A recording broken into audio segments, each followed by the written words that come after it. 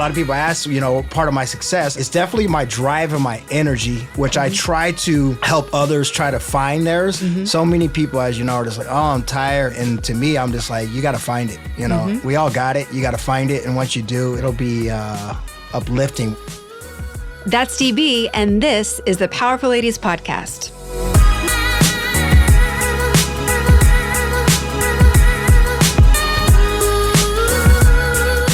Hey guys, I'm your host, Cara Duffy, and this is the Powerful Ladies Podcast, where I invite my favorite humans, the awesome, the up to something, and the extraordinary to come and share their story. I hope that you'll be left entertained, inspired, and moved to take action towards living your most powerful life. Today, you guys have the pleasure of meeting the first powerful gentleman we've interviewed for the Powerful Ladies Podcast. Derek D.B. Brown is a personal trainer, fitness expert, business owner, entrepreneur, new dad, and an example of how you can rise from anything life throws at you. On this episode, we talk about what it means to be confident and to go after what you want in life. The great story of how he met his wife, why his mother is the biggest influence in his life, and how being wounded in combat changed his appreciation for what a body can do. All that and so much more coming up, but first. If you're interested in discovering what possibilities and businesses are available for you to create and to live your most fulfilling life, please visit thepowerfulladies.com/coaching and sign up for a free coaching consultation with me. There is no reason to wait another day to not be living your best life when you instead could be running at full speed towards your wildest dreams today.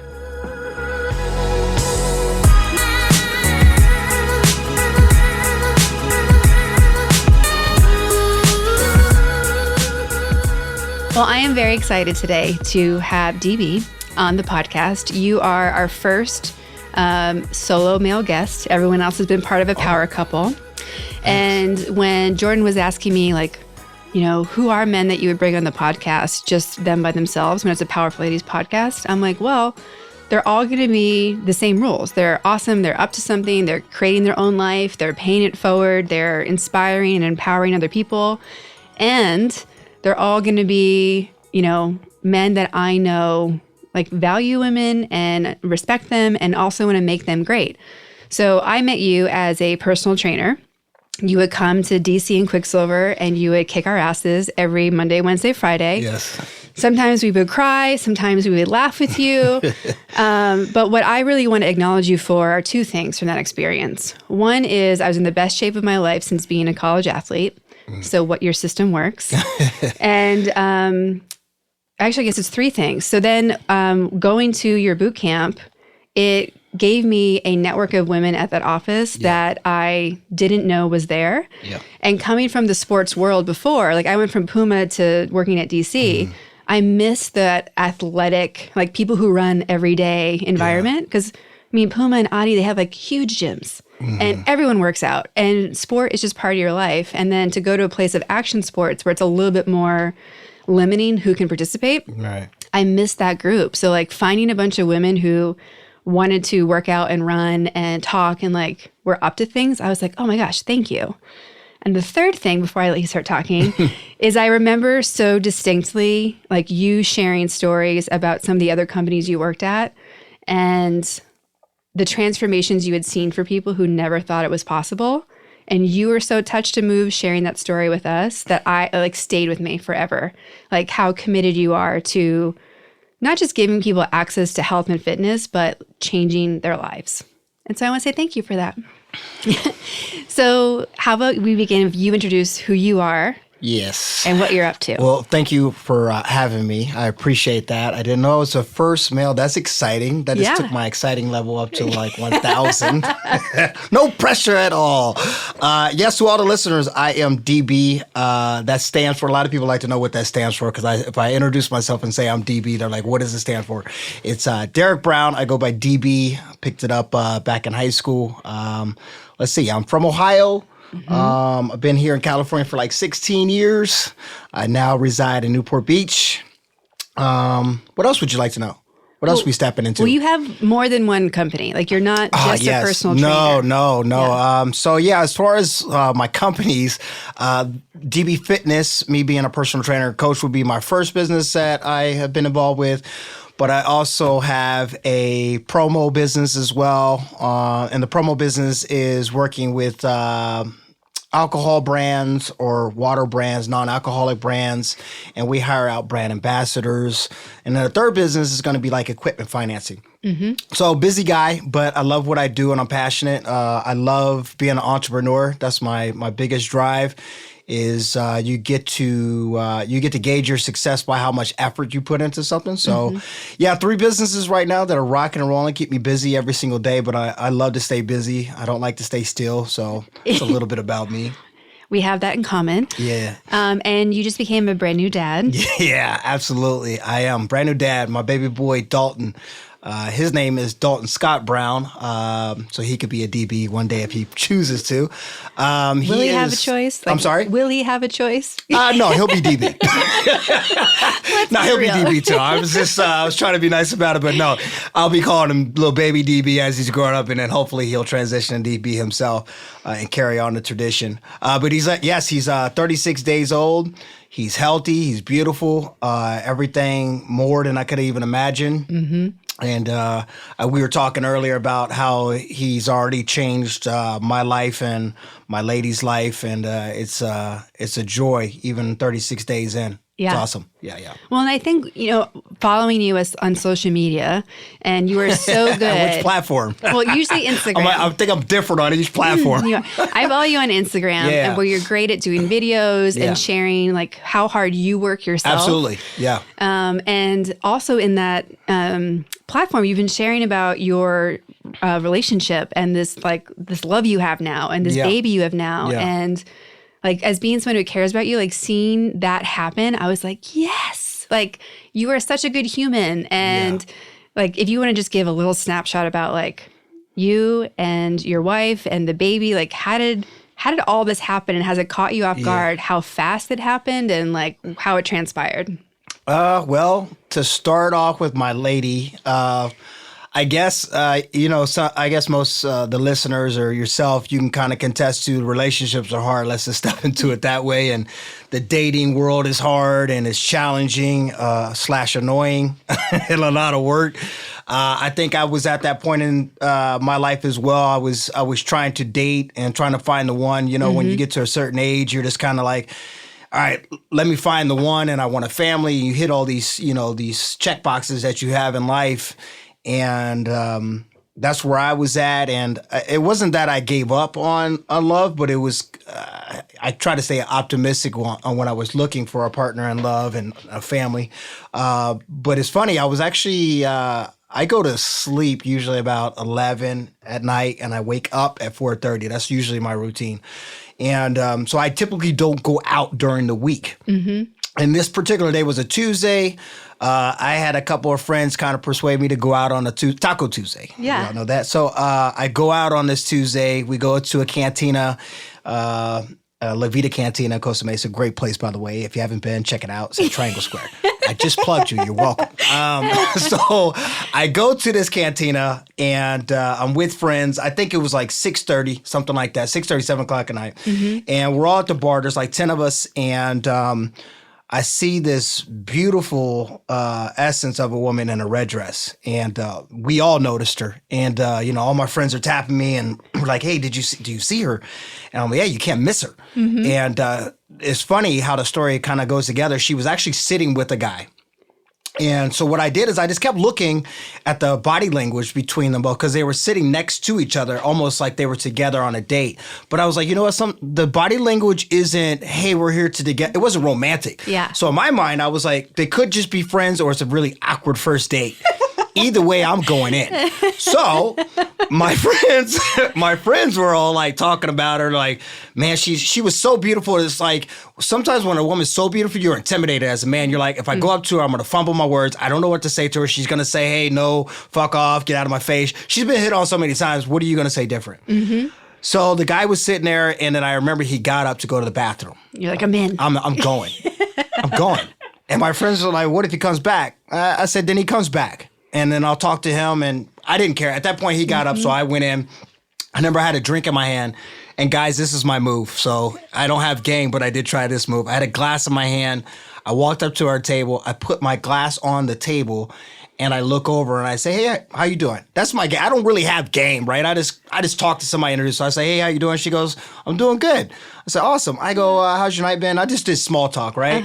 And then I asked her name. That's my game is this, hello, what's your name? And then I kept going from there. And then our conversation is picked up. And then I remember I asked, I go, the guy you're with is in that bathroom. I go, is that your boyfriend? She says no. As soon as she said no, I sat down. Cool, game on. But I want to pause for a second and let everyone listening, because we have we do have male listeners. Awesome. I love that we have male listeners that will send me like messages, text or DMs and be like, I'm a private listener. I don't let anyone know, but I listen to all your episodes, which I love. Yeah. And, but that's all you have to do as a I talk to a girl. You just be a normal human. Just be normal. Don't try to, hey, you've been walking through, or you're tired walking through my mind. I mean, it's so cheesy. I can't, I hear it still at bars when I do go out or restaurants. I'll hear some guy just try a line. It's like, just don't do it. Just say, hey, how are you? The one that still sticks out in my mind is, you must be Gillette baby because you're the best a man can get. And I went, excuse me? The douchery level was high. Automatically walk away.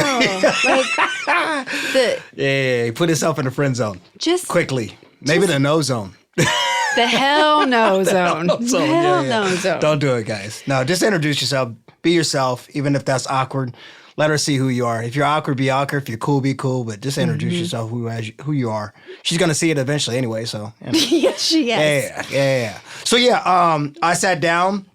Boom! It took off. And to go back to that story, the guy did come back, guys, and I bought him a drink to make him feel comfortable because, of course, he came back and I told him I wasn't going anywhere. So I said, hey, I introduced myself. I said, I'm DB. Can I buy you a drink? He said, yeah. And then me and her continued chatting. And to speed forward, literally from that day, we have not been away from each other. And when I say that, as a gentleman, that day I asked her, I said, hey, can I take you out to dinner or I can cook for you? You choose. I think most ladies will say, hey, I want you to cook. Let's see what this guy's got. So she went with hey, yeah, cook for me. So she came over. I think that was Tuesday. She came over, I want to say Friday or Saturday of that week. Literally, I was trying to see her. Don't let too much time go between if you ask a lady out, make sure it's within a week's time. That way she knows you're serious. I think she came over that Friday or Saturday. I cooked, and I am a good cook, if I may say so myself. So I knew I had that hands down. I was like, oh, I got this. So I cooked for her, and she hasn't left since. Literally, no joke. Daisy, love her if you hear this. I am making fun of you. She hasn't left since. I made dinner for her, and she literally had just moved into, I think, a place with her sister a week or 2 weeks prior. She hadn't slept there yet. She came over to dinner with me, and when I say she hasn't left yet, she literally left and like the next day got clothes and toothbrush, came back over because I wanted to see her, she wanted to see me. And almost 2 years later now, she hasn't left. And we've been together ever since, and now we had a baby. So romantic. So romantic. Yes, it can happen. Fairy tales are out there. Yes. Yeah, but you also check on all the things that, like that movie, like He's Just Not That Into You. Yeah. It's true, everyone. It's true. Yeah. Like, there was no doubt that you were into her. Yeah. You walked up to her. You said, I'm not leaving. Come to dinner. Yeah. Like, there just wasn't any of that nonsense. Yeah, the games. No games. Yeah, there's games, yes. Who was the guy that she was with? Patrick. It was her guy friend. That is a good question. Okay. Patrick, her guy friend. Shouts out to Patrick. Good guy. He let me crash the friend date, whatever was going on. The hangout. And hang out. Yeah. So shouts out to him. We all hung out that day, the whole rest of the night. I was by her side and have been since. So yeah. Yep. And that's a safe place for a woman to meet a guy too. When you have a guy friend with you, you feel protected, you feel it's okay. You've got, if this guy's crazy and boring, you've got some backup. Right. It's like even better than meeting a guy with a bunch of girlfriends because it's just different. It's a different level. And plus you're already getting vetted right away. Yes, this is true. This is true. Yes. Or, it's different than doing a social media dating too. I've tried that. The Bumbles and the other jazzes. Yeah. I mean, I met Jesse on Tinder 6 years ago. Nothing wrong with that. I mean, hey, so I've done it all. What are those eHarmonies out there? I've done the matches. I've done them all trying to find, the person. You got to do what you got to do. Well, and I think too, for someone like yourself who is very driven and ambitious, and when you want something, like you just make it happen. Like there's nothing between you and what you want. No, absolutely not. And I think it can be really hard in the dating space. Like I have scared people away. Because I'm very direct and, focused, right? Yes, you are. And so we're texting, like, and they're like, "We can keep texting forever." I'm like, "Hell no!" I'm like, "Do you want to meet this week? We can go get a drink." Like, I'm going to meet you and know in 3 seconds if in or out. Yeah. And they'd be like, "Whoa, whoa, whoa, calm down." I'm like, "I don't have time for all this texting. What are you doing? What world do you live in?" We were like, "We can just text for a while. It's fine." Yeah, and waste each other's time for a while. Right, right, and like be chicken shits essentially. You're hiding behind your phone. Nope, let's go. Yeah. So it's great, though. It weeds people out. Yes. Yeah. How is your relationship? It's good. We just celebrated 6 years. Look at that. Bingo, bango. Yeah. And so we went to Vegas and we went and saw Mariah Carey. Okay. Which was technically on his bucket list, not mine. Oh, goodness. All right. Hey, I'm a Mariah. You said Mariah Carey, yes? Yes. Yeah, I'm a Mariah Carey fan. I've been following her Dream since. lover? Yeah, kidding me? Yeah. Her voice is amazing. Yes. Her personal choices are her personal choices, but her voice is great. Her voice is great. And she looks amazing. Yeah. Like to see the Shakira and J-Lo Super Bowl halftime. Yeah, those two women, my goodness gracious. Oh my goodness, man. That was probably the best halftime show I mean, yes. I think anybody who saw it agrees. I mean, the show is a show. I mean, they put on a show. It was a mini concert. They performed.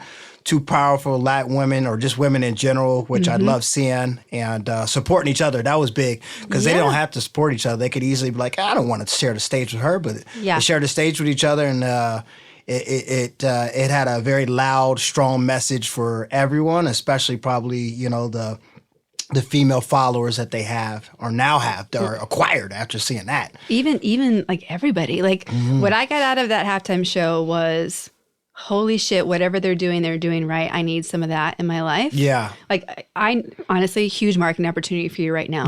You want to look like Shakira and J-Lo? Call me. Like, that's all you got to say. Because, like, when you do that research, it's like, what's their lifestyle? They work out every day. Yeah, absolutely. They have multiple personal trainers. Yes, they do. They don't drink alcohol. Like, they're eating super clean. Yeah. Among everything else. It's obtainable. I think some people, because I had a lot of clients, customers, or whatever you want to say, hey, can I get in J-Lo shape? It's possible. I think a lot of people think with celebrities, they have these means that are unfeasible to them. But it is possible. Yes, does J-Lo probably have a trainer 6-7 days a week? Yes, she probably does. She has the liquid or the assets, the money to afford that, so she probably does. So it's not that you have to have a trainer 6 or 7 days a week, but it's the discipline and consistency. So you have that. That's within you. That's your mindset. And then the food, you make your own food choices. She's making her own food choices. She's making her own choices with alcohol and her lifestyle. You can do the same. Yeah. So my answer to somebody when they say, hey, can you give me a J-Lo body? I say my rebuttal to that is, can you get yourself that? I can give you the direction. You have to follow it. That's what it comes down to. And as a personal trainer, is that the most frustrating thing you deal with? Like knowing people are there and you're like, come on, meet me halfway. Yeah, no, that's funny you even asked that. It is frustrating because oftentimes, you have somebody when you meet them, they have a goal for themselves. They seem very excited when they sit in front of you. They commit to it financially and with their time. But then sometimes it gets to a point where you want it more than they want for themselves. And that's frustrating. When you want to see them do well, you want to see them grow, become a better version of themselves, but then you're fighting them every single day on it. Like, you're fighting them with their nutrition. You're fighting them like, hey, did you do your cardio? And they're like, no. And you're literally fighting this grown adult on trying to better themselves. And that's frustrating because, ultimately, it's already hard staying in shape or getting in shape and getting that mindset to get involved with it. So that is challenging, yes. Yeah.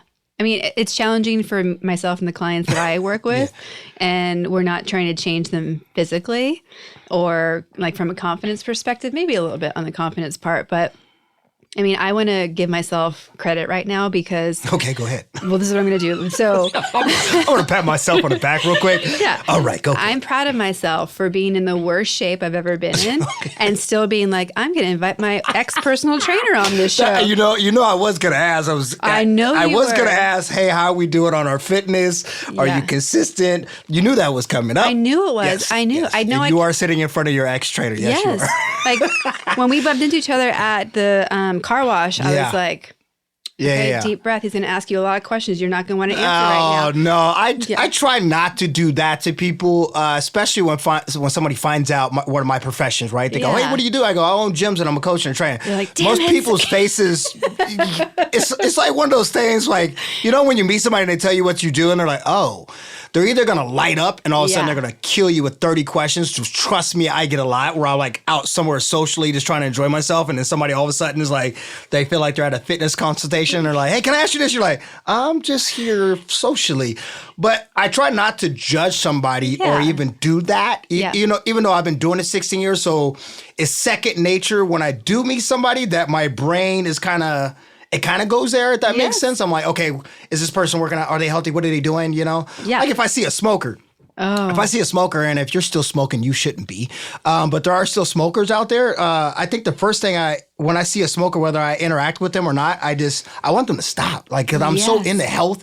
And it's like the damaging effects that somebody's doing that they're still smoking. I just want to like take it out of their hand and tell them. Like, that's how much that I still do when I see somebody doing something that they could prevent, some type of health scare or, health risk. Yeah.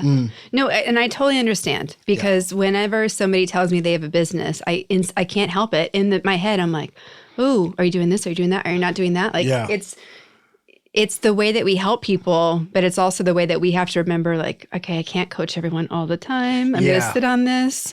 But I'm also teasing you as well, because I know you're never coming at it from a place of being mean. No. Like, you really, you're going to ask me what I'm doing because you care and you want to make sure that I'm not slacking off on myself. Yeah. Well, don't get it wrong. I am harsh, so to speak. My training and technique of training is always been probably scrutinized by some, and I'm aware of that, but I have always stayed the course.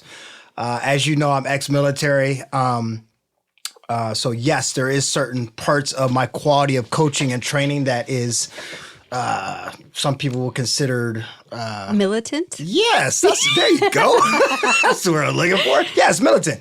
Yeah, sometimes I do. Sometimes I actually purposely try to get underneath somebody's skin because I want to see the base, what you're made of, and I want to see where you're at mentally and what it's almost like what you just said on trying to coach. I try to coach almost all my clients I'm going to coach because the first thing I need to happen with you in order for you to get into the base shape of your life, you have to become mentally stronger. Yes. It's the mental toughness first and then the mindset, right? Once you get that, everything else is going to fall into place, right? So I need to find out somebody's mental toughness, so to speak, right? Yeah. So if they're not mentally in a good place, there's a reason why their health is suffering because their mindset and their mental health isn't there. So I want them to become mentally stronger. Yeah. And I know once that happens, boom, it's going to open the doors for everything else. Something that I know that happens to me often working out, if I'm really pushing it, whether I'm on a run or I'm lifting something that's really heavy or I'm doing an intense HIIT type of workout,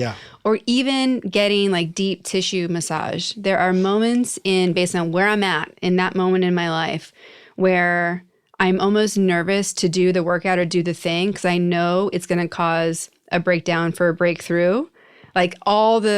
All the dam I've built to get through where I'm at right now, crazy workload or intense deadline. Yeah. I'm almost nervous to go do the workout because I know the only way for me to perform at the workout is to give it my all. And if I give it my all, that means I have to let go of all the emotions that I've been holding back. Yeah. No, this is true. I have broken down crying, doing. Nothing wrong with that. Thank you. No, I've probably seen all my clients cry. Yeah. Well, hold on. First of all, I don't want to say I didn't make them cry, but crying is a part of, crying comes with the territory. I think a client asked me the other day because she had just cried. She goes, do most people cry in here? And I go, absolutely. Yeah. And it's kind of what you're saying. When you work out, and particularly probably with me, I am going to, you get broken down, you got so many other things going into life and then somebody's pushing you to this level that, you're like, I'll go work out. And then all of a sudden that workout becomes something more than what you thought it was going to be, whether it being more intense or just harder or whatever. So yes, but crying is not a bad thing. I think we probably put a bad perception on crying. Sometimes crying is needed to kind of release an emotion that your body's kind of holding on to that you should release. Yeah. I'm a big fan of crying, by the way. Cry more. Guys cry more. Ladies cry more. It's okay. Yeah. So that's cool that you cry sometimes and break down.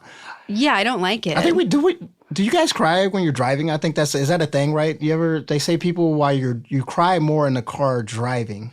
Yes, cry. Yes. You never cried while you're driving? I have, but it's always been tied to something really specific, like dropping my parents off at the airport or like, because sometimes the car is like a safe place where yes. Well, that's why I think people cry in the car. Yeah. Like if I'm going to be so mad and if I just walk out of this meeting right now and get in my car, then I can cry. Like I can't cry in front of you. Well, you do a lot of thinking in your car too, you know? Yeah. I think the car is one of the places, like you said, is safe. So you do a lot of your own self-therapy in the car. I mean, I was doing it on the way up here, which is kind of scary because I remember half the time driving here and then other times. The car kind of drove itself on the way from Orange County to LA today. But yeah, I do a lot of thinking in the car. A lot. Yes. I get a lot of things done in the car. I love it. No, I mean, sometimes I have a little notebook and pen because that's dangerous. I know, you're at a red light, but I really do not take that advice. No, don't take that advice. Your pen and paper. Wow. But like audio, like texting yourself an idea, like, oh my gosh, that's what it should be called. Yeah. Like I need a built-in like personal assistant Siri in the car more that can take notes. Yeah, well, I'm sure there's some kind of technology out there that does that nowadays. We got everything. Please, anyone who's listening that knows, let us know. Please let us know. I'm sure you'll get some feedback on that one. Well, I would love to move into the powerful women who are in your life and how they've shaped you. Yeah, absolutely. Oh, the first on the top of that list is going to be my mother. Oh, hands down. Shout out to my mother. Her name is Donna. Hi, Mom. Is she my also mother. A DB? I'm sorry? Is she also a DB? She's also a DB. Oh, what? Oh, here we go. Let's tap into that. My family has a thing with D's. So my grandmother, my great-grandmother, my aunts, my little nieces, my sister, myself, my son, my wife, we're all DBs. Oh, yeah. I didn't break that tradition. Yeah, all of us have the first letter is D. I know that sounds weird. It still happens, folks. We're out there strong. Yeah, so it's a tradition that it's one of those things that was at one point thought about to be funny, but we carried it on strong. So I have 7 little nieces, 2 nephews, all D's. My cousins are D's. It just the bloodline of D's is thick. We almost ran out of names, but my son's got a cool name, Dalton. But yeah, my mom is on the top of that list. Wow, where do we want to go into that? She's my mentor, my rock, my motivation, my inspiration. She's done so many things for me growing up. And just to kind of tap into that, I was raised by a single mother, which is my mother. My father wasn't really in the picture after the age of like 8 or 9. So definitely raised by my mother. My values come from my work ethic comes from my mother. My passion is from her, and importance of kindness. I try as best for my mother, and value of education, all these things, family, all these things come from her. I watched her do incredible things growing up, selfishly, and just her drive. She was a single mom. So when you're a single mom, oftentimes you got to work more than one job. Because a lot of times people ask me, because I'll do a 14, 15-hour day. I do those in my sleep. And people are like, wow. Even my lady, my wife, Daisy, she watches me, and I do it. I do it effortlessly because I saw somebody do it effortlessly. So to me, it's not a big deal. It's normal. No. If you love what you do also, it's not even really, it's one of those cliche things. It's not even work, right? It's like I love what all my businesses so much that it's not even work. So I can do those 13, 14, 15-hour days easily. And usually the only reason I stop is because I need to spend time with my family. I need to eat, shower, all those things. But all those attributes come from my mother. She really did a great job on setting the example and just leading by example and just setting the tone for so many things. And I'm proud of her to this day of being able to raise a boy to a man, because a lot of people are like, well, a woman can't raise a man to a boy or a boy to a man. But I beg to differ because you're looking at one. And if I may pat myself on the back, since we're doing that on this podcast, I am successful. Kudos to Mom. Yeah, so that's my mom, man. I could do this whole podcast talking on her. Sorry. No, go ahead. What do you think it was about either her support system or her approach or her commitment where, she was in a situation that many women are in as a single mother? Yeah. And like you talked about, there are people who become a statistic and there are people who break through that. Break through it, yeah. So what was it from her that she was like, no, we are not only breaking through this, we are like on the accelerator path. You got good questions. These are great. You're welcome. Yeah, no, those are awesome. They're breakthrough questions. Great question. And yeah, the statistics on, especially if, hell, we could talk about anything, a young black male, where I'm from, Cincinnati, Ohio, most of my friends, and I'm going to go 60% dead in jail or, a close-in job at this point. And this is reality. That was my reality growing up. And I was probably more susceptible to probably failing than succeeding if it wasn't for my mother, because on that question you asked, she refused to let that happen. Yeah. And I was not the ideal child growing up. I was the kid who detention, Saturday schools, suspended from school, expelled from school. Anything you can imagine, like the trouble you can give to a parent, that was me, unfortunately, just because I think not having a dad in the house and being in an environment where certain things were happening around me that I didn't have probably the best friends around me or that were positive. So it was super important that she was hard on me, like with discipline, but not over the top. She was just kind of... She didn't micro, but it was more like that mother's love where she was aware of what I was doing. And she always had my back, though. Like, even when I was wrong, I was right in her eyes. She went to bat for me when times I was definitely wrong, did something illegal. She was there for me, supported me. And always try to get me back on track, So she did a lot of things like, getting me involved with sports, keeping me busy, supporting me like that.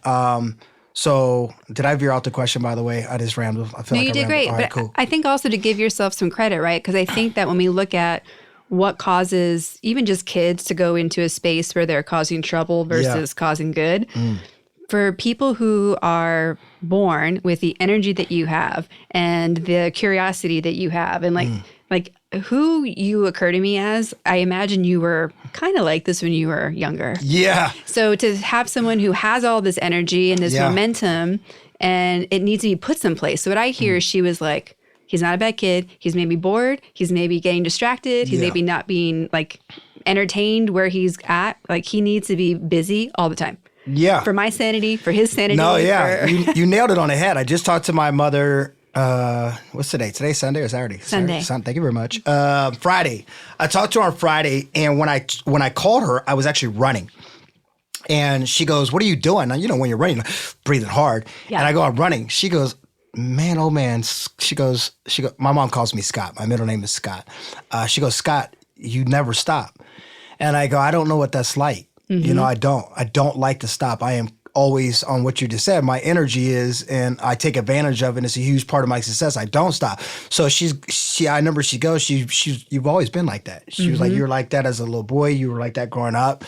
And like I said, it's a part of my success and my drive is that, yes, I am always going and my energy is as you see. It is. Yeah. But a lot of people ask, part of my success, as I keep telling you, it's definitely my drive and my energy, which I try to help others try to find theirs, So many people, as you know, are just like, "Oh, I'm tired," or "Oh, I don't want to do it." And to me, I'm just like, you got to find it, We all got it. You got to find it. And once you do, it'll be uplifting once you find some. So you just got to find that motivation. Everybody's got it. I think some people struggle on finding their motivation because they're maybe doing something they are not passionate about or don't like. So that's kind of hard to stay energetic when you're doing something you do not like to do.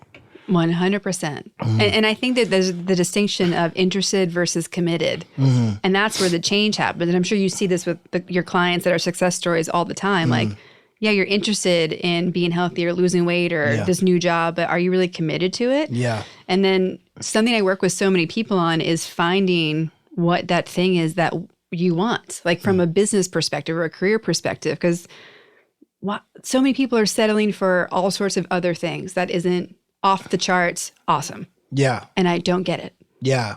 Are you talking about life or just work or everything? Both. Yeah.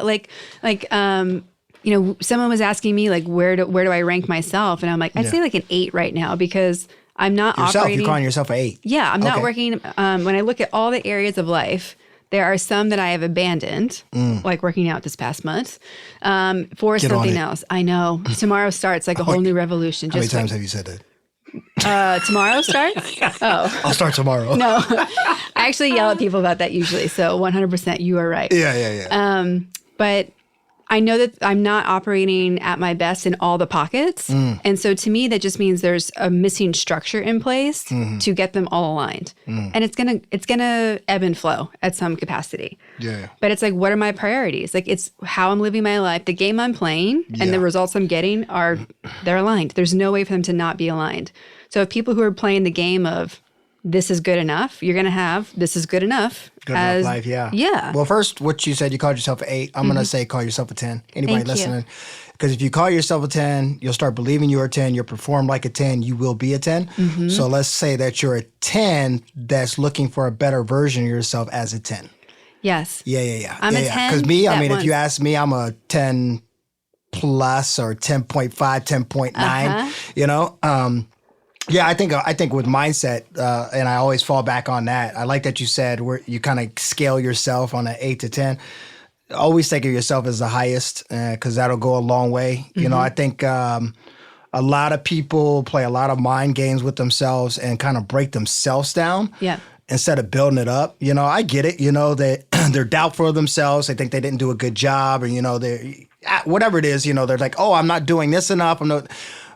Be happy with who you are, but always look for a better version of yourself. But start with being okay with yourself. Yeah. That's the first thing. As I always tell somebody, be okay with who you are because that's who you are. So, and just look for a better version of yourself and you're going to win, you know? Do you remember the moment when you accepted yourself being awesome? Since the day I was born. Yeah.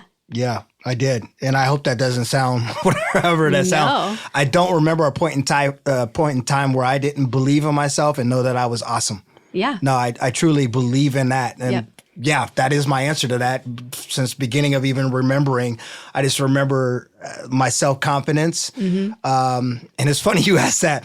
My lady Daisy will probably say, my ego needs a checking every now and then. But it's one of those things like, okay, is that cockiness or ego? I think it's ego and confidence. And I would definitely say, tapping back to my mom, she definitely fed my ego and my confidence. You know, she, you know, rightfully, she probably would call me a king in her own way. And you know, I'll probably do the same with my child. I will raise him with, to brush his ego and his confidence and to have the king mentality or the queen mentality. Cause my lady, I consider a queen cause she is. So yeah, I think a healthy ego is appropriate in the aspect. So yeah, I would think that I've always had confidence in myself. I think that's where it starts. When you have confidence in yourself, then it's kind of easy to do everything that you kind of set your mind to. How do you think you balance the gratitude for what you have and where you've gotten versus like it being 100% self-initiated? Or do you? Repeat that question. Sure. So like I think a lot of ways to check ego is coming from a place of gratitude and appreciation for what you have. Yeah. So what does that balance look like for you? And when do those moments show up? Or are you mostly like, I did this, it's all mine? Well, shit, both. Hell yeah, this shit is mine. I did this. Yeah. Sheesh. I think a huge part of my motivation is where I come from. Growing up, yeah, we didn't have a lot. I think if somebody was to ask, hey, how was your childhood? My childhood was great. I never went without.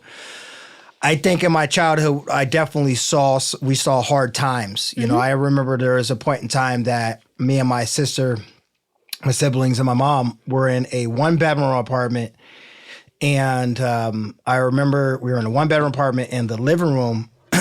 We transitioned it. We made it another bedroom. So I slept on the mattress, no box frame, just the mattress in the living room. My sister and my mom slept in the actual bedroom on a mattress, no box spring.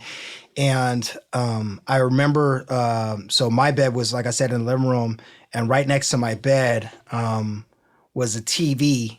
It was a box TV. I'm dating myself right now.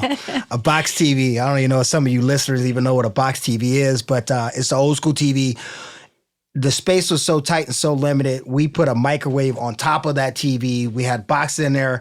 It was this, and it was an apartment that it was actually underground, if that makes sense. So it was like, you know how there's a first level and then like that New York style where there's basement apartment, right? Mm-hmm. They don't have that a lot in California. I think it's against the laws or they don't have basements. Safe. They don't have basements. Yeah. There you go. I'm from the Midwest. We have basements.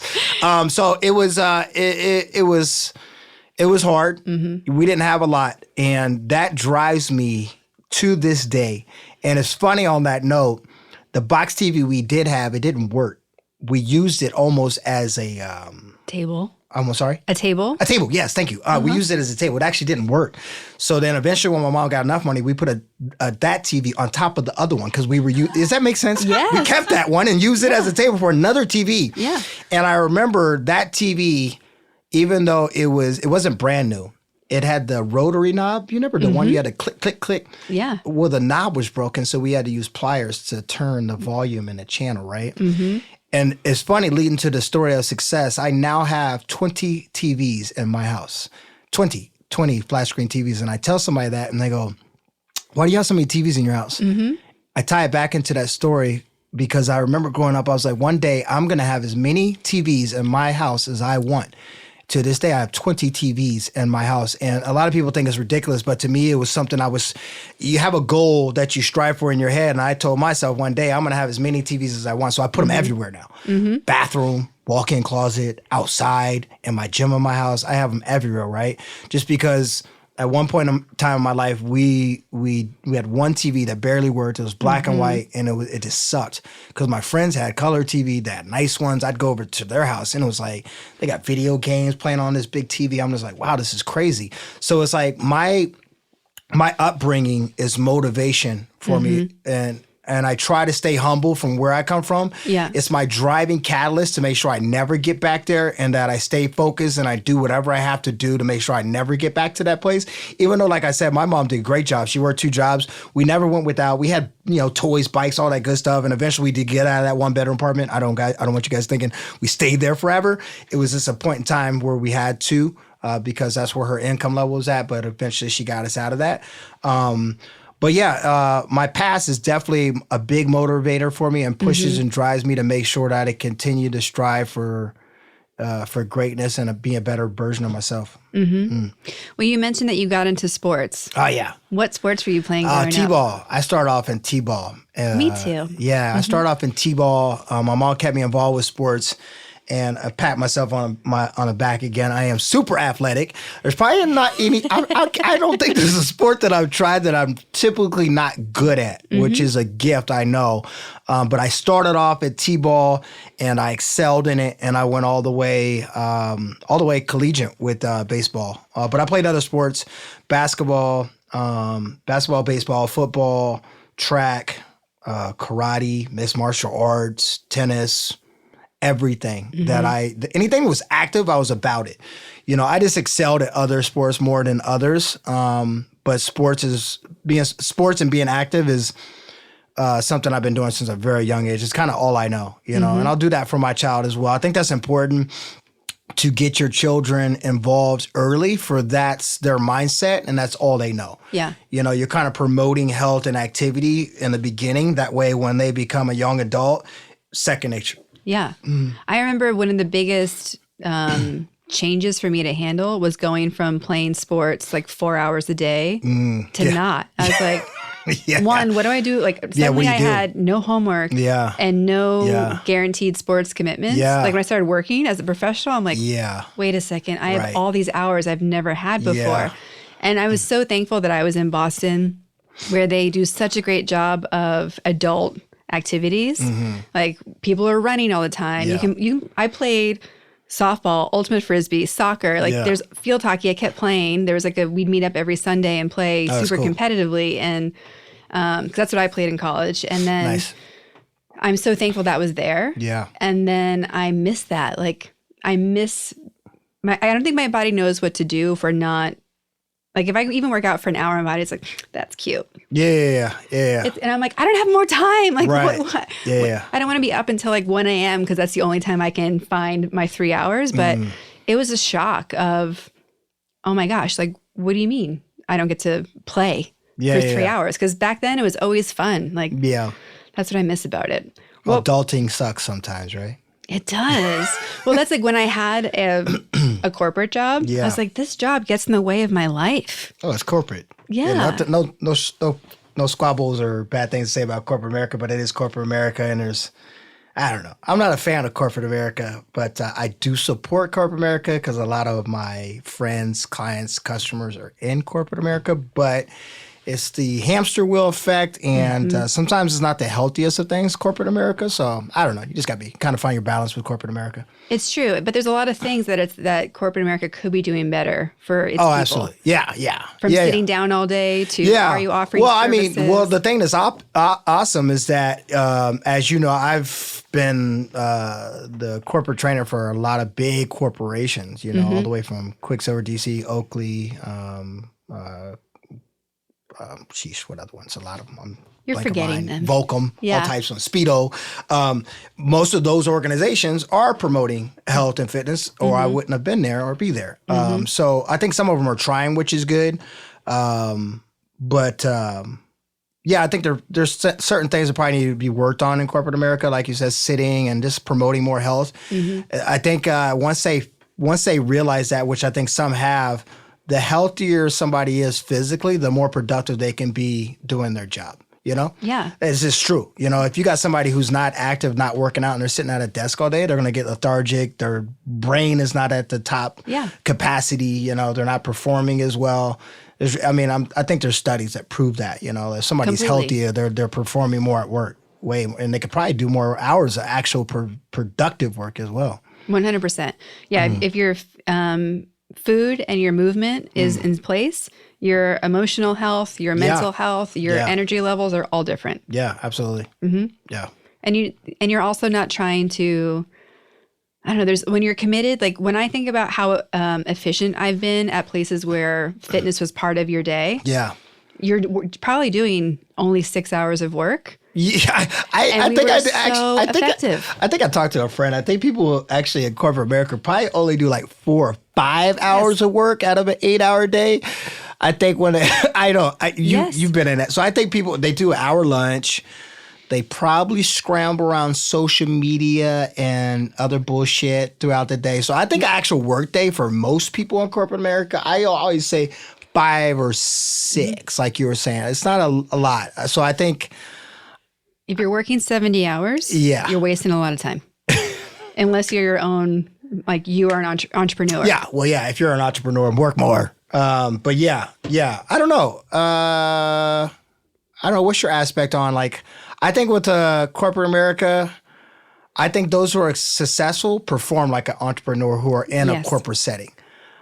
I think that's how they get ahead, you know, from the top CEOs that I know are top dogs in corporate America. They run or work as if they are an entrepreneur. And that's if you have that mindset, because an entrepreneur's mindset is definitely a different beast, so to speak. Yes. I think that's a huge catalyst on success if you have that mind. Take ownership on whatever the hell you're doing, you know? Whatever you're doing, you're already doing it, so be great at it. So have that mindset, you know, that entrepreneur mindset of this is mine, take ownership in it. And then once you do that, you're going to see more success. I know that for a fact. Completely. Yeah. I don't think people realize how powerful they are, which is kind of where Powerful Ladies came from. Yeah, Powerful Ladies. Yes. Yeah. Because I've always been the entrepreneur inside the corporate space. Yeah. Because I was never supposed to be in the corporate space. Right. Yeah. My MBA is in entrepreneurship. Yeah. And I was like, and then I couldn't get a loan because I'm like 22 and no collateral. So I'm like, fine, I'll go work for people who make me travel around the world. That'll be fine. Shucks. We'll still, right? Sucks. We'll make things and we'll travel and it'll be fun. And it's still a youthful place. Yeah. And there's still so much dumb stuff that happened. Like just the number of meetings people have. Like the excess of meetings and emails that no one ever needs. Yeah, excessive. Yeah. And there's corporate America has a meeting for a meeting. Like, let's have a 1 hour meeting before the meeting. Yeah. Yeah. That's serious too, by the way. Yes. Yeah. And there are ways to have very effective meetings, which I'm sure from your military background, you know, like you show up, you delegate, it's done, who's doing this? All right. In and out. It's 5 minutes. That's why they started doing the stand-up 10-minute meetings. If no one can sit that's down, awesome, dude. I didn't know that. Yeah. I believe in 15-minute meetings. Some people get offended or they're like, hey, I want to set a meeting with you. I'm go, hey, I got a 15, 20-minute block. And they're like, is that enough time? I'm like, it's more than enough time. You know, it's funny. I didn't know you did that. But yeah, I think a 15, 20-minute meeting is efficient enough to get in that. My time is super valuable. And and I think other people's time is super valuable as well. So it's like, a lot of things, if you're focused and you're prepared, 15, 20 minutes is enough time for a meeting. Yeah. Well, what are you doing in it otherwise? Yeah, exactly. Yeah. Because then also about homework and everything else you've got going on. Yeah. When you look at your journey, like you went from playing sports and then military. Yeah. How did you end up in the military? How did you choose that path? And how has it changed your life as a result? Yeah. That's a great question. So I was active with sports all the way through high school. Matter of fact, I do know the time. It was sophomore year in high school. I was still kind of getting in trouble in high school, you know, still doing dumb shit. And a program came to our school called Junior ROTC. Mm-hmm. And I remember my sergeant gunnery at the time walking through the hallways. And it's funny, we had you guys never pep rallies, right? I think they still have those for kids. Yeah? Yes. They still do that? I'm good. We had a pep rally and they told us about this program. I probably wasn't paying attention, but they're like, hey, we're going to have this new program called Junior ROTC coming in, blah, blah, blah. Well, I think that pep rally was like on a Friday and then Monday, boom. I remember watching this gunnery sergeant walk through the hallways in his uniform. Mm-hmm. This gentleman was dialed in, sharp. To me, he pursued what a man or individual should look like and carry himself. Now, remember, I didn't have that male figure in my life. And I was just kind of, I was probably actually looking for it and didn't know it. When I saw him, I was like, whatever he's doing, I want to be a part of that. Mm-hmm. That was my mindset. So I signed up.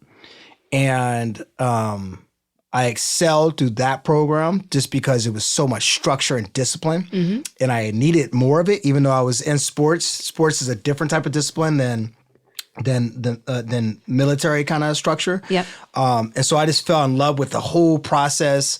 And I got really close to the sergeant gunnery. And he kind of took me under his wing. And he mentored me towards success and kind of grooming me.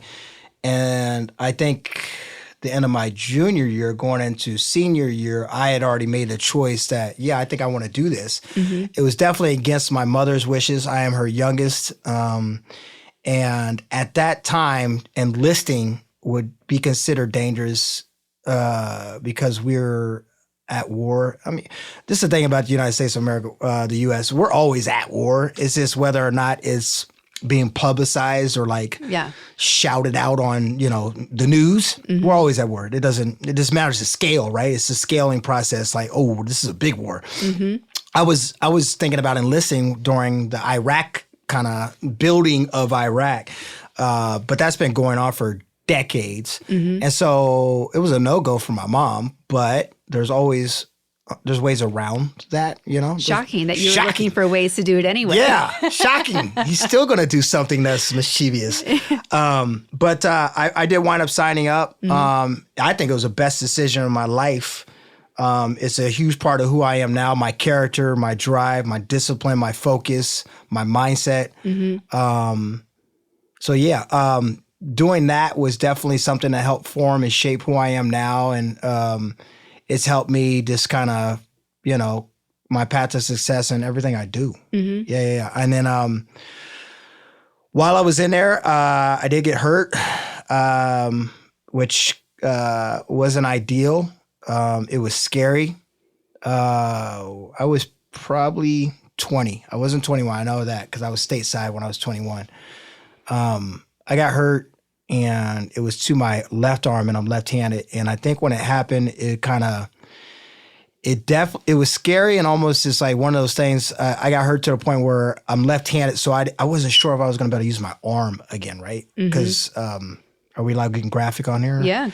I took shrapnel in my arm, and I'm showing the ladies here. You can't see it, but I took shrapnel in my arm, and it opened on my arm, and it hit what's called the ulnar nerve in my arm, and when I got hit, I didn't feel it, right? You get no feeling. The ulnar nerve is the main nerve that goes from your pinky all the way up to your shoulder. So I didn't actually know I was hit or bleeding out, but my brother behind me tapped me and said, "Yo, Brown." He tapped my arm. I tapped my arm. I look at my arm. I folded up like that, and like a movie, when I flipped it upside, blood just squirted out, right? And I didn't panic, but I think the first thing in my head was like, I didn't feel it, so I was like, that's not my blood. I was like, where's it come from? And when you see it coming from your heart, okay, that's my blood. That's me. I'm bleeding. And so many things go through your head so quickly. Human nature is, are you going to die? Yeah. Am I going to bleed out? Am I going to be okay? Are they going to, I think the second or like third or fourth, are they going to amputate my heart? All these things are going on in my head. Right. I'm like, oh shit, this is real. I'm hurt. And then maybe fast tracking forward, the scariest thing I think was when the med team came over and they started poking at my hand, and I couldn't feel it. I remember that feeling when you have somebody. I remember he took an instrument and he was poking at my pinky and my index finger and my ring finger, and I couldn't feel it. He poked on my palm and I couldn't feel it. And he looks at me, and I remember the confidence in his eyes. He said, "You're going to be okay." Even though there's probably 50-50, I was like 50% chance, or 50 kind of, I didn't believe in 50%. I was like, all right, if he's telling me I'm going to be okay, I'm going to be okay. Or that's what he's supposed to tell me. Moving forward, of course, as you see me in front of you, my arm is fine. I wind up having a 8-hour surgery and probably a 4 to 5 month recovery time on rehab with my arm. And what's funny about that on what I do now, right? Because at one point I thought I was going to lose my arm. And then I was blessed with the fact that I had a great surgeon, and I want to give him a shout out, Dr. Handler. And his name is funny because he's a hand surgeon whose name is Dr. Handler. That shit's funny to me. That brings me so much joy. What's that? Names like that, when it's all aligned with your profession. Yeah, it makes me happy. It just is crazy. He was so confident. I remember when I talked to him, he had done so many surgeries, say so many things. You remember how we talked about ego and confidence? His was self-confidence and ego. He goes, I'm going to get you back to normal. Everything's going to be fine. And I'm going to go in and I'm going to do this, this, and this, and you're going to be all set. He said your hard road recovery is going to be the rehab. Fuck, he was not lying. The rehab on... I had to learn how to, first of all, I had to learn how to use my right hand to do everything. I'm talking like wiping my ass, brushing my teeth, feeding myself, everything with my right hand. Cool thing about that now, I can do everything with both hands. It's fucking awesome. But the rehab was strenuous. You're like an infant trying to learn how to use your arm again.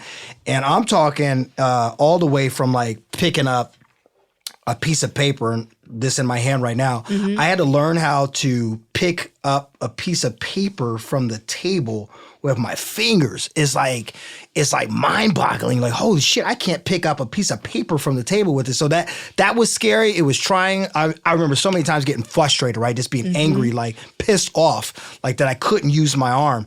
But now I sit here in front of you, 16 years in the fitness industry, a master trainer, in damn good shape, if I may say so myself. And, it's just a blessing to go from that to now being one of my businesses being fitness. And my left arm is actually stronger, even though it's my dominant arm, it's stronger than what it was before the accident because of all the rehab and the strengthening, conditioning that I did with it, that I'm now in this privileged position to do all these amazing things with my body, especially with my arm / left arm. So I rambled on. What were we talking about? I know I rambled for a second. The impact that the military had. Yeah. So that was the impact. It set up for success on just who I am. And I think, after I did that, a big part of wanting to please my mother and also wanting to do it for myself is once I was able to get up and moving was to educate myself. So that's when I went to University of Cincinnati, UC. Actually, my first school was Ohio State that I quickly got on academic probation and then went home back to Cincinnati. And that's when I went to University of Cincinnati. But that's where I attended. And I wanted to do that, like I said, for my mom because she values the education so much. And then for myself too, because, you know, education, if we're going into that subject, I'm not even sure how much time we have. College isn't for everybody. For some it is, some it isn't. I really never thought it was for me. Just because what, you know, some colleges are teaching you, to me, is like, okay, let's focus on other things that are actually viable, like in life. Useful. Yeah. My goodness. Like the shit they teach you in college, you're like, I don't even use that shit. Like, you know, the math requirements, or some math is required and useful, but like some of the subject lines, you know, like half these kids get out of college, they can't balance a checkbook, or they don't know how to, you know, pay bills, or just invest. They don't know how to do. That's the shit that is like, how about we teach that, because it's real life shit that they're going to face, instead of some of the requirements in college that, unless it's your actually like your path, like you're going to be a mathematician or whatever, engineer, you know, focus on different things. So I got my education, and then to fast track from there. I graduated, what was that? 2006, 2007? Yeah, 2006, 2007. And I remember telling my family and friends, I'm out of here. I want to get out of Ohio. Yeah. The Midwest is the Midwest, but I wanted bigger and better things for myself. I saw the world, you know, I saw different states, different countries, and I wanted to come to California because California is just badass. And there's more probability for success here. And that's what I did. I came out here, and I came out here with $2,300 to my name when I came out here. And I landed in Costa Mesa, and it was scary, but I did it. And that's kind of how the military kind of helped form where I'm at now. Yeah. Yeah. Very cool. Yeah. So when you look at showing up here with $2,300 and where you're at now, you know, there's a lot of people listening who are looking for like courage to take the leap to do their own thing, or courage to start a side hustle. Yeah. You know, obviously you've always been confident, and you've always been someone who, you know, you can make things happen. Like you want something, you get it done. Not everyone has that innate confidence. Yeah. So what are a few real life things that happen? Like, it's not just like you showed up, $2,300. Oh, boom. I have my own fitness studio. Oh, boom. I have all these clients. No. Like, what's some of the real stuff that happened to get you at least maybe even your first mark of success? Because there's been so many since then. What helped me get there? Yeah, like what was on the ground happening for you to hit your first marker of success from $2,300 and no apartment to? Yeah, so when I first came out here with that $2,300, I had no job. I kind of came out here in a while. I don't suggest doing that. Don't do that. Have a game plan. I just kind of was on a whim. I'm like, I'm coming out here. But I started working for corporate America, sort of how you said, you know, you got to get a job. So I started actually working corporate America. I think I got involved with Gold's Gym and 24 Hour Fitness, and I kind of built my clientele base from then. But I already knew in my back of my mind that I wanted to be, I was already an entrepreneur. So when I came to California, I knew I had to kind of restructure things. So I kind of went back into corporate America to kind of build my pipeline, so to speak. Yep. So I did that for a little bit, probably for 2 or 3 years, excelled in corporate America there. Kind of the mindset was to, okay, how do I get back on track on being my own boss and doing my own thing? To anybody listening and yourself or whoever, I would suggest if you have an inclination of wanting to be an entrepreneur and your own boss, do it. You know, take your time, have some strategies, have a game plan. It's possible. And don't be scared. It is scary taking that leap and getting out of the safe zone of corporate America, right? Because that's why most people stay in it. It's a paycheck guaranteed. Right. As an entrepreneur, nothing is guaranteed. And even when you're successful, it's still not guaranteed. Yeah. And corporate America, for the most part, unless you get laid off or something drastic happens, is safe. You know, you get a check every 2 weeks or every 4 weeks, like clockwork, and it's the same every 2 weeks or every 4 weeks, right?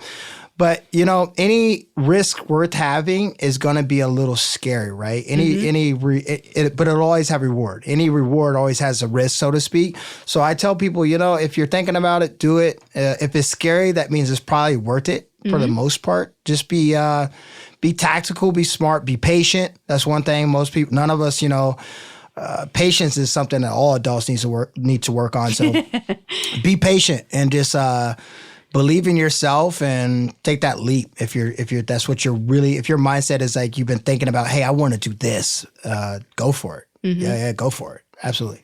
Who are they don't need to be female, but who are the people that have inspired you on your path as an entrepreneur? Oh, so many. Yeah. I mean, the top of the chain would be a gentleman named John Bisnar. He owns a law firm. He still has the law firm, but he's actually kind of retired now. But he was definitely a mentor of mine, just because he was a client, no longer a client now. He moved out of state. He retired in Hawaii. Good for you, John. Oh, yeah. But he kind of just took me almost like as he had 2 girls, didn't have a boy. So I think he kind of took me like almost like a son and kind of groomed me and gave me advice. And a lot of his advice was like head on. Now, some of the advice I probably resisted a little bit, you know, as, you know, you don't want to take care. Sometimes you're not too susceptible to taking advice. But I would take his for the most part, and it would be rewarding for me. I mean, this man gave me ideas, even to this day, my logo that I use for my gym. He actually, that's his idea, my logo that I use to this day. And it actually changed, just the logo that he suggested changed the image of my gym. It's crazy. It's the small stuff like that works. But he's super successful businessman in his practice. I think eventually had like 3 or 4 offices, sold it for millions, retired now. But was just so insightful on the knowledge he gave me and advice. He's definitely one. You actually know one of them, Ted Lee. Yeah. I've known him for 15, 16 years now. Yeah, Ted Lee. I've literally had the privilege of watching him grow in those years, just all the way from starting at Oakley. He was a top executive at Oakley, to then moving to Quicksilver DC, and now he's on to new adventures as well. He's been a super big mentor for me, and a person I look up to because he's a family man. Yeah. He's big on family and his kids and his wife, and just seeing that success. Again, I didn't have that, you know? So seeing somebody kind of doing what you picture yourself wanting to do is awesome. Because you're like, you know what? That's what it looks like. That's what it feels like. It's awesome. I want that. I can achieve it. And so those are probably the top 2 that popped in my head. There's others, of course, but those are my top 2 that probably stand out the most to me when it comes to like other individuals.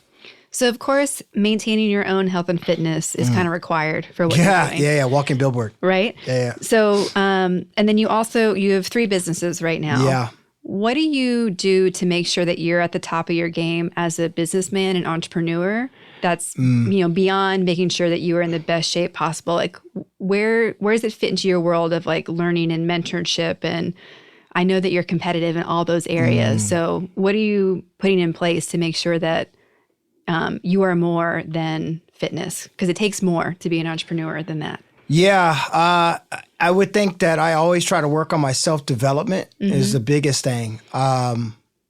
It's funny. I had a client who, again, he's been with me total probably 14 years, but he stopped and moved away and then came back. He was able to see the DB, 13, 14 years ago to the DB now. Yeah. And he says, my goodness, have you grown? Even to the fact sitting in front of you, you've been able to see, hopefully you've seen growth.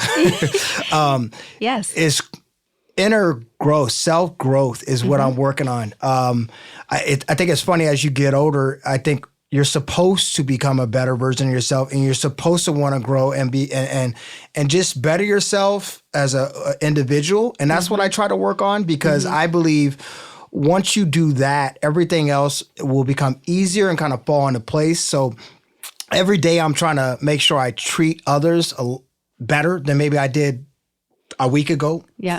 4 months ago, a year ago. I'm trying to better my mindset with positivity. You know, we all got our shit going on in life as adult, and I don't want to try to paint the perfect picture of, you know, oh, he owns 3 businesses, things are great. No, I live a lifestyle just like everybody else. I got bills and stress and other shit that goes on in life. So I think I work on every day on just trying to better myself. Mindset is what I'm strong on. I think that's a huge part of my success and my driving force is making sure that my mind is right. And I know that might not sound like a lot and sound simplistic, but mindset, just waking up. As soon as our alarm goes off, I try to make sure that I go, boom, clockwork, mindset, positive, go after whatever it is that you're set for today. So every day, especially now that I have a little boy, is just trying to be a better DB, a better me, a better individual, a better man. That's really what it comes down to now. What are the specific things you do when you wake up to get into that mindset? Like, are you writing like the 3 things you're going to do that day or 3 words? Yeah. So I'm old school. I do a to-do list. Yeah. A lot of people go, hey, you know, you can do a to-do list on your phone. I do a pad. Every day I have a to-do list. You're on my to-do list today. Yes. Yeah. But I do a to-do list every day. I'm huge on whether it's on your phone, a whiteboard, easy erase bar, whatever you want to call it. I am a advocate of visualization, right? Some people can do it in their head, like Oprah, right? She does a whiteboard in her head, but Oprah is on a different level that we all are striving for, right? Yeah, she's on a 12, so she gets... Yeah, she does a to-do list whiteboard in her head.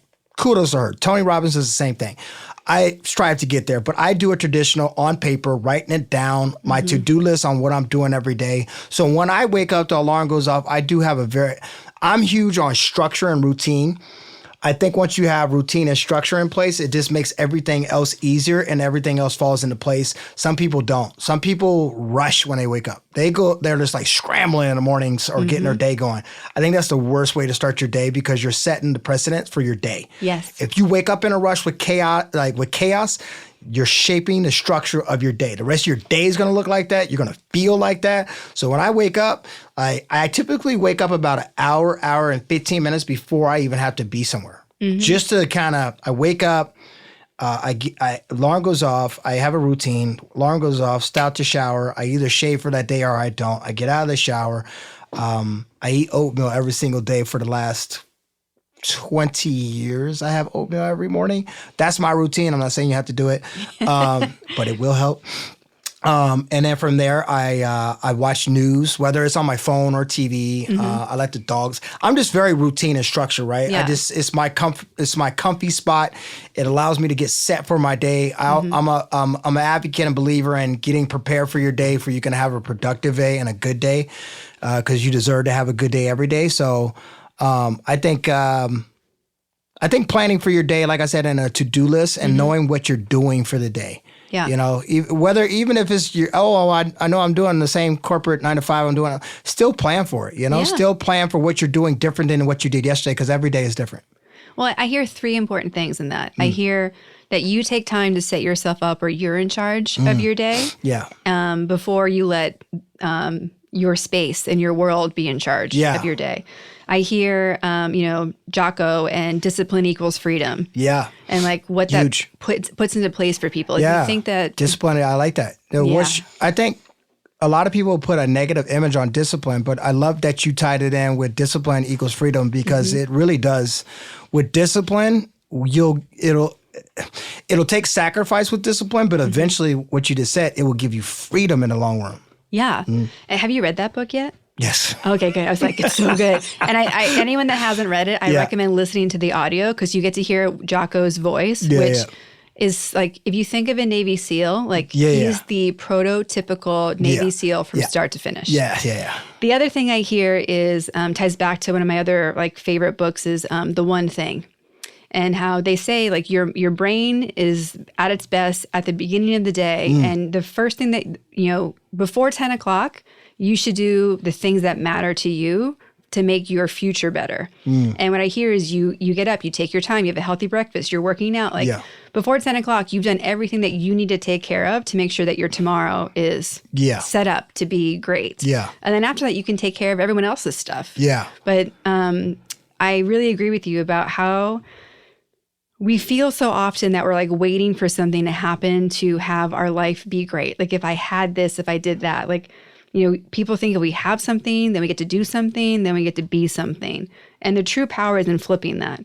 Be someone and then take those actions and do it, and then you're going to have it. And I wish more people understood that starting with who you're being will give it to you versus waiting for it to show up. Like it will never show up if you don't change who you're being and what you're putting into place and being responsible for, if you want to be the hero of your own story, you got to start acting like what a hero does. Act like a hero. Yeah, absolutely. Kind of like your be a 10, right? Yeah, be a 10. Have the mindset of a 10 and you'll manifest that. Manifestation. Perfect. So we ask everyone on the podcast where they put themselves on the Powerful Lady scale. 0 is average everyday human, and 10 is like super powerful lady or gentleman in this case. First gentleman, by the way, don't forget. First gentleman. Where do you put yourself today, and where do you put yourself on average on that scale? On today and then in general. Yeah. 10 across the board, please. Judges, 10, 10, 10. Perfect. I thought that might be the answer, but wanted to make sure we recorded it for posterity. Absolutely. Yes. Did you get that? Did you get the 10? Okay. All right. Yes. And then what are you excited about for this year and like what you're up to next, and how can people support you and be a contribution to you? Oh, okay. My vision for 2020, I think is probably the biggest it's ever been. I'm a father now, a husband, an entrepreneur, a business owner, a boss, all these things. But 2020's vision is large because I want to do so many great things within all my businesses. And, I think my first focus is being a better version of myself, a better man, and then being an awesome ass dad. Yeah. That's I didn't have that. And I had it for like 8 years, in which I remember 4 or 5 of those, because right? So I want to make sure that I concentrate on giving my little guy what I didn't have. So that's going to be a huge part of who I am and just from now moving forward. So 2020, my first focus will be on being a dad. And then from there, just taking more risk in business. I'm pretty safe when it comes to the calculations and moves I make in business. I'll probably take a little more risk and try some different things within the businesses that I have now, just because I want to see some different growth than what I've done. So there's some riskier maneuvers I'm making, but I know they'll be rewarding. And I believe in every move I make, and I know that the outcome will be where I want it to be. Very cool. Yeah. And if people are listening, they're like, okay, I love DB. I want to work with him. I want to, one of these businesses, I think we have an opportunity. So obviously people can go online and they can become clients from a personal training perspective. Yeah. But you have other ways that people can get to work with you on a digital or physical space. Yeah. So, I do personal one-on-one training. I do boot camps. Those are all important. But I do online training as well. That's a great outlet for a lot of people who, aren't near me, or the price point is better to do online training. They're both effective. What it comes down to, truthfully, is how much you're putting into it. It doesn't matter if it's in person with me or online. You can be in person training. If you're not doing what I need you to do, you're not going to see results. Yeah. So it's all about how much commitment you put into it. So yeah, you can reach out to me in person, online, all the platforms, social media like Instagram, Facebook, on there. It's pretty easy to find DB Fitness. And then my other businesses, the other one's called XQ Promo Agency. Again, easy to find on social media. We represent over 33 brands, like White Claw, Heineken, Sapporo, Coors, you name it. That's a really cool business. And then the third one is Reliant Capital Group. That's the one. It's a money business. It's equipment financing. So basically, some people call it a hard money lender. But basically, we sell money for organization businesses that are looking for, particularly doctors. We work with a lot of doctors if they're trying to buy like equipment that's like $50,000 or $150,000. They typically finance, and that's where we come in. So yeah, those are the outlets. If you want to support, please reach out. But yeah, those are my 3 babies right now that I'm nursing, that I'm super excited about, that I put in effort every single day, 7 days a week. When you're an entrepreneur, there's no off switch. There's no such thing. Yeah. I work every day, every night. It's funny, today's Sunday. I worked last night till 10:30 on my laptop. Just because our promo business is weather related. It's warm now, so we're super busy coming up. We've been busy in February, super busy in March. So I worked last night. You know, a lot of people were probably out partying, doing their thing on a Saturday, whatever, movies. I was at home working. And that's the life of an entrepreneur, that you work when you need to, not when you want to. Well, I want to say thank you so much for coming on. No, thank you so much. Yeah. This is great. It was awesome. I'm glad. And I love that you're an example of, someone who's out curating your life, wanting to make an impact, wanting to pay it forward. And I'm glad that we get to prove that not just ladies are doing that too. Yeah, no, thank you for having me. I'm excited. I'm the first guy on here. I'm setting the what do you want to say? Setting the bar. Yes, you are. No pressure, future no pressure, gentlemen. Show them what you got. Ladies, also setting the bar. No, this is awesome. Thank you so much for having me.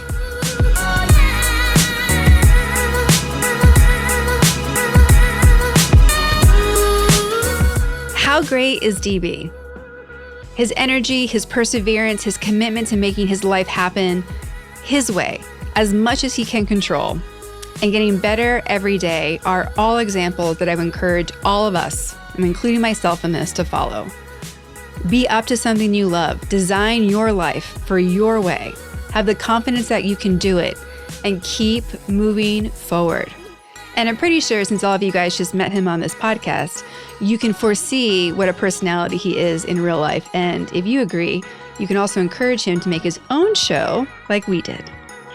To support, connect, follow DB, and tell him he should have his own podcast, you can email him at db@dbfitnessoc.com and visit his website, dbfitnessoc.com. And of course, to see all the videos he was talking about that he posts all day, you can follow him on Instagram at db_fitness. I hope you've enjoyed this new episode of the Powerful Ladies podcast. If you're a yes to Powerful Ladies and want to support us, you can subscribe to this podcast anywhere you listen to podcasts. Make sure to give us a 5-star rating and leave a powerful review on Apple Podcasts.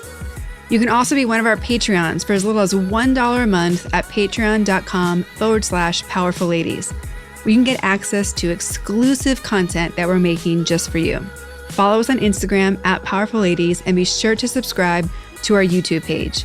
And of course, visit our website, thepowerfulladies.com, for all the latest news, details, and updates. I'd like to thank our producer and audio engineer, Jordan Duffy. Without her, this wouldn't be possible. You can follow her on Instagram at Jordan K. Duffy. Thank you all so much for listening. We'll be back next week with a brand new episode. Until then, I hope you're taking on being powerful in your life. Go be awesome and up to something you love. This episode of The Powerful Ladies is made possible by our Patreon subscribers. Did you know that for as little as $1 a month, you can support this podcast? You can send us love, tell us that you want more. You can support all of our events and all that we're doing in the world to fulfill on our full circle of empowerment. It starts at $1 a month. That's less than the coffee you're drinking a day. And there's so many more levels that give you more bonuses and fun things and behind the scenes information. So go to our Patreon, patreon.com/powerfulladies, and support us today. Thank you in advance.